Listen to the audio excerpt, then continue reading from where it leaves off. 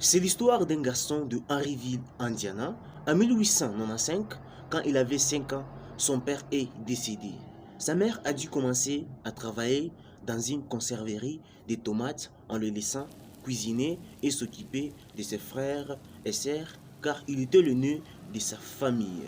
La vie la frappe durement à un très jeune âge et en raison de la situation difficile à laquelle il a été confronté, il a dû travailler comme ouvrier agricole à l'âge de 10 ans. Et en 6e année, il a abandonné l'école secondaire et a quitté la maison et a commencé à travailler comme peintre de calèche.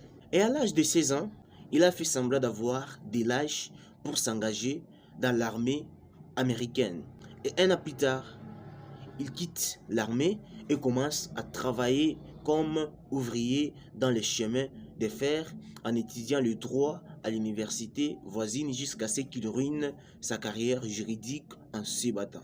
Donc en se battant, il a été obligé de retourner chez sa mère et puis quand il est retourné à sa mère, il a trouvé un emploi de vendeur d'assurance vie. Et après un certain temps, il a été licencié pour ne pas suivre les autres.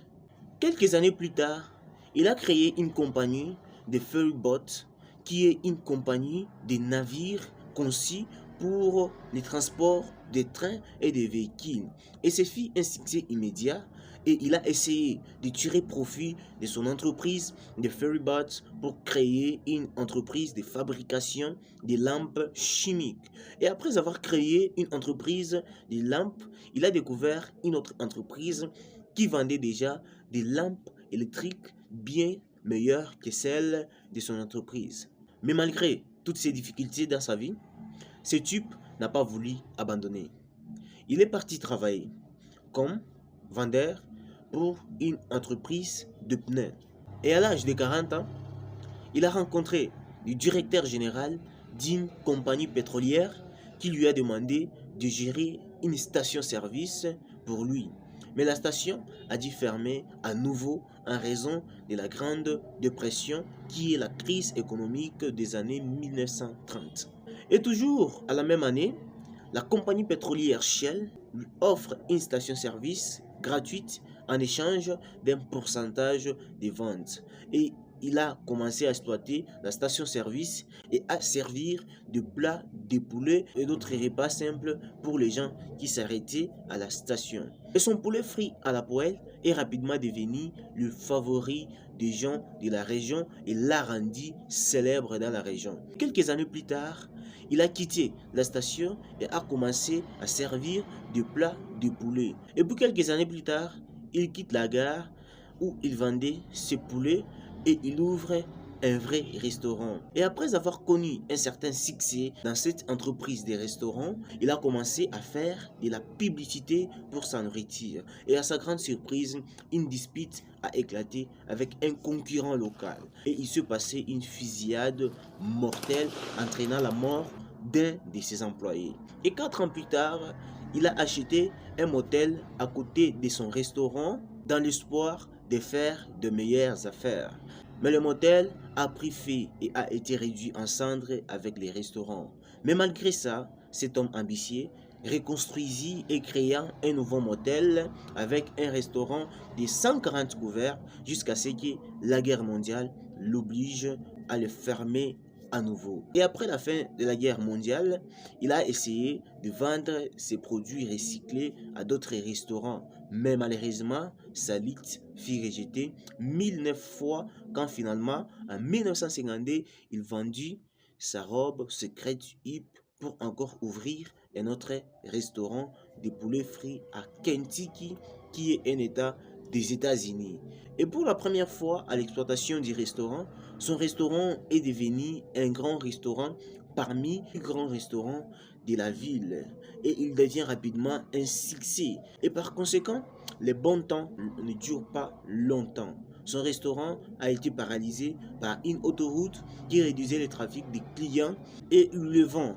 Et après l'avoir vendu, il ne lui restait que ses économies et ça est 5 dollars par mois de la sécurité sociale.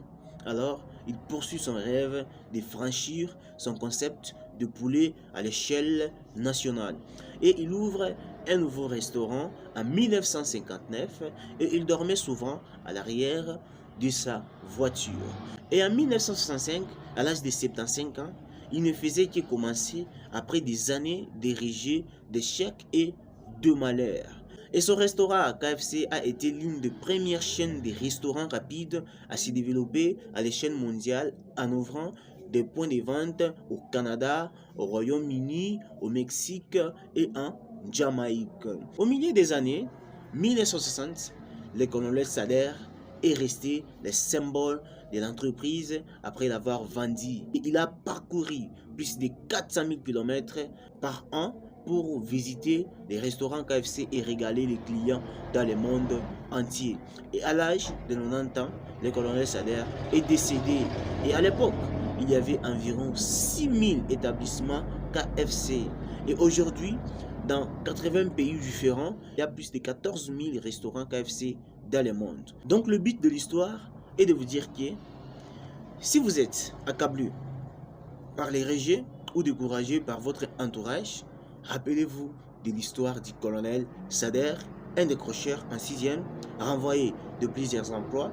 Il a ruiné sa carrière juridique, retardée par la Grande Dépression, les incendies et la Seconde Guerre mondiale. Et pourtant, il est devenu le cuisinier le plus célèbre du monde après avoir atteint l'âge de la retraite.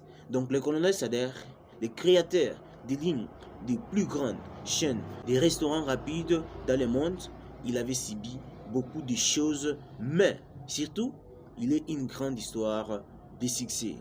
Et nous pouvons apprendre que, malgré de milliers de rejets et de malheurs, les dévouements et le travail acharné peuvent créer les succès quel que soit l'âge. Donc, n'abandonne jamais de travailler très dur et sache qu'un jour, ça va tenir, quel que soit l'âge. Merci d'avoir regardé. N'oublie pas de vous abonner et bye. On se voit pour la prochaine vidéo.